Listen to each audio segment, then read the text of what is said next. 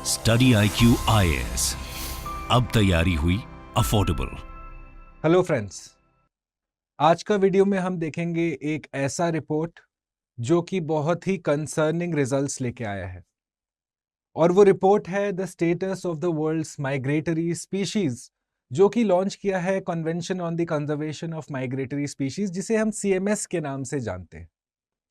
तो अगर आपको इस रिपोर्ट के बारे में जानना है और more importantly CMS convention on conservation of migratory species के बारे में जानना है, so stand by because we will be discussing that in totality. Hello and welcome, my name is Bhuvan Apurva Jha and if you would like to go ahead और इस पूरे lecture का जो हम PDF है वो आपके लिए अगर आपको एक्सेस करना है, you can go ahead and access it from my Telegram channel that goes by the name of Bhuvan Study IQ. Right my friends, once we have gone through the formalities, चलिए अब discussion की ओर बढ़ते हैं।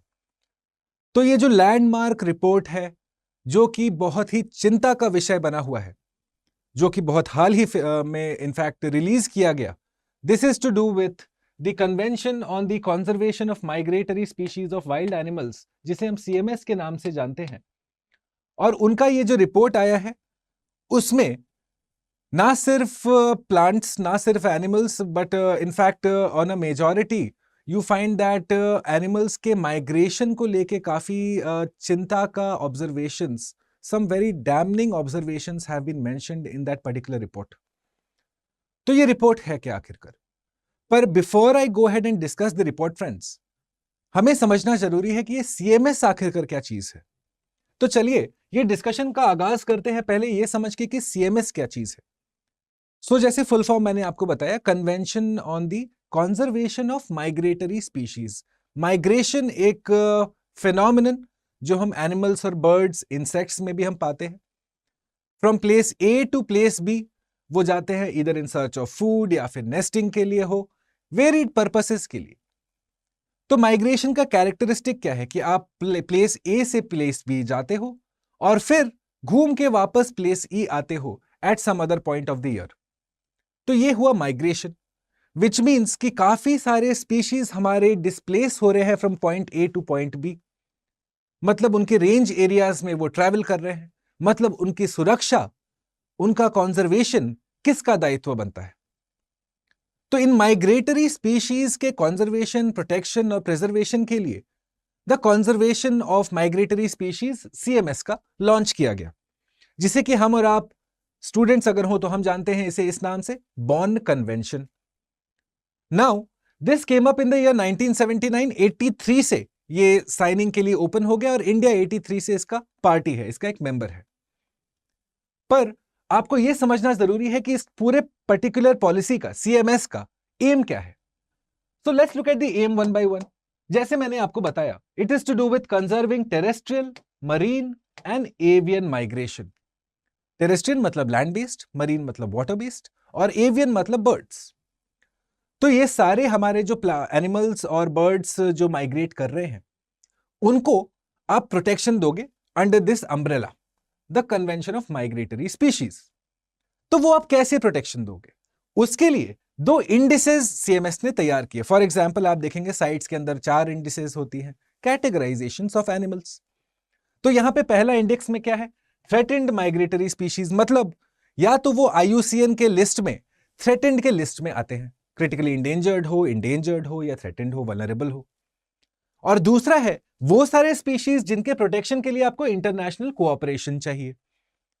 For example आप जानते हो हमारा tiger species Bhutan में भी है, जो कभी कभी क्रॉस करके इंडिया में आ जाता है। सिमिलरली वो टाइगर कॉरिडोर आप देखते हैं नेपाल तक एक्सटेंड करता है।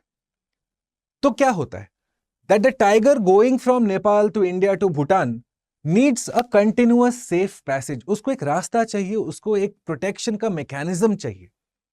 और 10 CMS जो है उसका पूरा फोकस वही है कि हम अपने माइग्रेटरी स्पीशीज को प्रोटेक्ट कर सकें।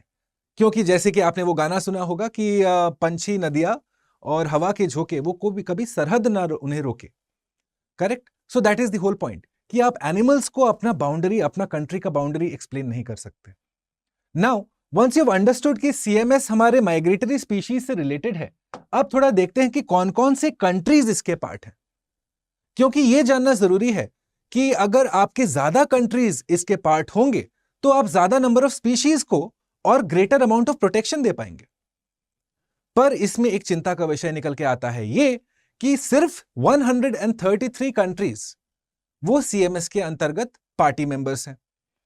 Major countries such as United States, okay, you also find countries like China, Russia, Nepal, Bhutan, ये सारे कंट्रीज सीएमएस के छत्र छाया में मेंबर्स पार्टी नहीं है ये। तो already we are off to a critical start कि in terms of coverage CMS थोड़ा सा इनएडिक्वेट माना जा सकता है।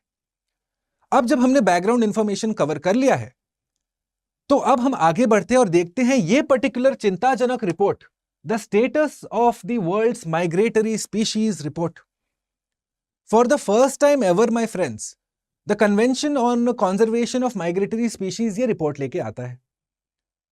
क्यों लेके आता है? क्योंकि आप देखेंगे कि हमारे जितने सारे स्पीशीज हैं जो माइग्रेट करते हैं from point A to point B, उनके ऊपर प्रेशर्स बहुत ज्यादा है। किस किस तरह के प्रेशर्स हैं? For example anthropological pressures, urbanisation का प्रेशर, पॉल्यूशन का प्रेशर, ग्लोबल वार्मिंग और क्लाइमेट चेंज का प्रेशर, हंटिंग का प्रेशर। तो उन सब प्रेशर्स को नेगेट करने के लिए जितने ज्यादा मेंबर्स होंगे उतना बेहतर रहेगा। फिलहाल हम चलते हैं अपने स्टेटस ऑफ माइग्रेटरी स्पीशीज की तरफ और आप पहला पॉइंट देखिए, 399 माइग्रेटरी स्पीशीज जो कि थ्रेटेंड है वो लिस्टेड नहीं है सीएमएस के अंदर। सबसे पहला लकूना जिसे हम समझ सकते हैं, जैसे मैंने आपको भी बताया, 2 इंडिसेस हैं, इंडेक्स 1, इंडेक्स 2, उसमें कुछ स्पीशीज लिस्टेड है। पर इस रिपोर्ट में वो सारे स्पीशीज जो इंडेक्स में लिस्टेड नहीं है उनको भी एनालाइज किया गया और यह पाया गया कि जो स्पीशीज लिस्टेड नहीं है उनमें से काफी सारे स्पीशीज एक्सटिंक्शन के थ्रेट के से जूझ रहे हैं। So we are anyways off to a very bad start in so far as the analysis of the report is concerned.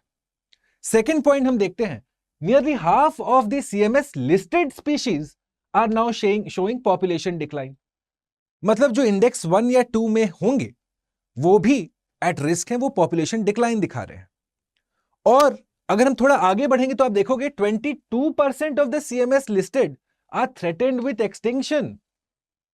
ना सिर्फ पॉपुलेशन डिक्लाइन हो रहा है पर वो थ्रेटेंड विथ एक्सटिंक्शन भी है। यहां तक कि ये रिपोर्ट ये भी मेंशन करता है friends that 97% of CMS listed fish की प्रजातियां now they are looking at extinction in the near future. ये देखिए, थ्रेटेंड विथ एक्सटिंक्शन। आप समझ सकते हो कि अगर हमारा फिश एक्सटिंक्ट हो जाता है, is it going to hamper my food security? हाँ या ना? तो आप समझ सकते हो कि ये स्पीशीज का लॉस आइसोलेशन में देखना शायद मूर्खता होगी। नाउ लेट्स गो फॉरवर्ड और आप देखिएगा कि जो की बायोडाइवर्सिटी एरियाज है सीएमएस के अंदर, उनको भी प्रोटेक्टेड स्टेटस का दर्जा ना मिला है या फिर जो इन्फोर्समेंट है वो थोड़ा वीक है। ऑल इन ऑल ये रिपोर्ट का जो, जैसे मैंने बताया था, चिंता का विषय आप समझ सकते हो कि अगर स्पीशीज लॉस होगा तो ना सिर्फ फूड सिक्योरिटी, पॉलिनेशन, एक स्पीशीज का अपना नीश, अपना functional role in the environment, वो भी गैप हो जाएगा। विच इज वाई ये status of the world's migratory species report first time ever बहुत ही इंपॉर्टेंट बन जाता है। अब आगे हम चलते हैं और देखते हैं रीजंस क्या हैं। ये जो इतने चिंता के ऑब्जर्वेशंस इस रिपोर्ट में लिखे गए हैं, इनके रीजंस क्या हैं? तो सबसे पहले हम ये देखेंगे कि ये रिपोर्ट ने रीजंस को 2 पार्ट में भाग दिया है, divided into 2 parts. The first is the primary reasons. Now the primary reasons the report mentions for the loss of species is overexploitation and habitat loss. Overexploitation मतलब आप unsustainable तरीके से उसको यूज कर रहे हो। For example, overfishing. अब आप समझ सकते हो अगर 97% of the fish are threatened with extinction, मतलब overfishing एक component तो होगा। Similarly, habitat loss, habitat fragmentation, ये सारे भी ऐड कर रहे हैं हमारे स्पीशीज को एक्सटिंक्शन की तरफ हम धकेल रहे हैं एक तरीके से। सिमिलरली वो रिपोर्ट सेकेंडरी रीजंस भी हमें बताता है। गाइस, एग्जाम पर्सपेक्टिव से आप प्राइमरी रीजंस को ध्यान रखोगे, सिर्फ 2 आइडेंटिफाई किया गया है, पर हमारे सेकेंडरी रीजंस क्या है? Habitat loss, degradation and the other reasons, climate change, pollution and invasive species. ये हैं हमारे secondary reasons friends. Okay, So please make sure that you are aware of the difference between primary and secondary reasons. अब आप जब समझ गए हो कि हाँ भाई, ये एक man induced, human induced problem है जो हमारे स्पीशीज फेस कर रहे हैं, और अब मैंने आपको जब बताया जो चैलेंजेस हैं वो काफी बड़े हैं, तो सॉल्यूशंस कैसे होंगे? काफी स्ट्रेट फॉरवर्ड है solutions friends. Let's look at the solutions according to this report. सबसे पहला, illegal and unsustainable taking of migratory species. जो हम बात कर रहे हैं एक्सप्लॉयटेशन की, जो हमारे दो प्राइमरी रीजंस हैं, over exploitation and habitat loss, उसमें obviously exploitation hunting is one part. You are also looking at migratory sites, उनका मैनेजमेंट बेटर होना चाहिए. Similarly, immediate action for protection of extinction threatened species such as fishes. Climate change को आप address करिए, और साथ ही साथ इंडेक्स 1 और इंडेक्स 2 में जितने स्पीशीज हैं, क्योंकि हमारे 399 स्पीशीज जो इस इंडेक्स के बाहर है वो अब थ्रेटेंड कैटेगरी में आ चुके हैं, विच मीन्स हमें इनको अब इंक्लूड करने की आवश्यकता है हमारे इंडेक्स में. Expand your CMS listed species. This is the primary report का जो एक conclusion है, ये उभर के आया है Status of the World's Migratory Species report में. अब जब आपने इतना समझ लिया तो एक फॉर्मेलिटी बन जाती है कि इंडिया का भी रिलेशनशिप समझे CMS के साथ. तो बहुत जल्दी से देखते हैं कि इंडिया का रिलेशनशिप क्या रहा है. जैसे मैंने आपको बताया 1983 से इंडिया एक पार्टी है, और CMS के अंदर आप अपने अग्रीमेंट्स कैसे ड्राफ्ट करते हो. So you can have a partnership, you can have a memorandum of understanding. Different तरीके से आप CMS के साथ इंगेज कर सकते हो. इंडिया ने कैसे इंगेज किया है आज तक? Non legally binding memorandum of understanding MOU के साथ. कुछ स्पीशीज के लिए हमने एक अग्रीमेंट साइन किया है CMS के साथ कि हम उनके कंजर्वेशन, प्रोटेक्शन, प्रिजर्वेशन के लिए हम एफर्ट्स लेंगे. सबसे पहला स्पीशीज कौन सा था? साइबेरियन क्रेन का. You look at it, Siberian cranes सबसे पहले आए 1998 में, उसके बाद मरीन टर्टल्स 2007 में, उसके बाद डुगोंग्स 2008 में, और उस पर रैप्टर्स जिसे हम कहते हैं बर्ड्स ऑफ प्रे, वो उसके बाद लिस्ट किया गया as part of the memorandum of understanding. पर क्या ये स्पीशीज एग्जॉस्टिव है? जी नहीं, ये सिर्फ कुछ सर्टेन स्पीशीज है. इनमें एक नाम आप देख रहे होंगे जो मेंशन नहीं है, वो है अमूर फैल्कन. नागालैंड, पांगती विलेज, हम सब ने सुना है. साइबेरिया से आता है, नागालैंड में थोड़ी देर रुकता है, और उसके बाद इट कैरीज इट्स माइग्रेशन का जर्नी. तो उन सारे स्पीशीज को जो इंडिया को एक स्टॉप ओवर की तरह ट्रीट करते हैं, Indian government has also said कि हम उनके प्रोटेक्शन के लिए स्टेप्स लेंगे. Which is why you find Amur falcon हो, बार हेडेड गीज हो, या हम बैक वेल्स हो, इनको जो टेम्पोररीली हमारे एरियाज में आते हैं उनके लिए भी CMS के अंतर्गत भारत सरकार प्रतिबद्ध है. So this is the entire point of the conservation of migratory species report that has come out recently. But अगर आपने ये सारा कुछ देखा, और अगर मैं आपको ये ना बताऊं कि COP13 Conference of Parties of CMS 2020 में गांधीनगर में हुआ था. Gandhinagar Declaration is related to the migratory species protection. So this is how India has been very closely associated with the CMS, the Conservation on Convention of migratory species. अब जब आपने सारा discussion समझ लिया, now is the time to go ahead and check your knowledge. So friends, I present to you this very simple question, जिसका answer आप मेरे लिए कमेंट बॉक्स में छोड़ देंगे. So let's look at the question. First statement, known as the Washington Convention. Number 2, signed under the auspices of the International Union for Conservation of Nature, IUCN.